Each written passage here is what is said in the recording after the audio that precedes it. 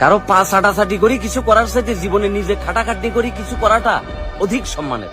Tension করলে জীবনে কোনো কিছু সমাধান আসে না, বরঞ্চ পরিশ্রম করলে কি জীবনে সফলতার মুখ দেখা যায়। টেনশন করি নিজের জীবনটারে পথে পথে করি না দি, পরিশ্রম করো সৎভাবে, সঠিক জায়গায়, সঠিক টাইমে, সঠিকভাবে যদি তুমি পরিশ্রমটা করতে পারো তাহলে কিন্তু ক্লিকটা লাগিয়ে দেবো। এই পরিশ্রমটা করতে গেলে দেখবে যে অনেক মানুষ তোমার কি এগেইনস্টে, তোমাকে কেউ সাপোর্ট দিতেছে না। একটা জিনিস বলি রাখি মনে হয়, ছোট থেকে আস্তে আস্তে করে বড় হোক।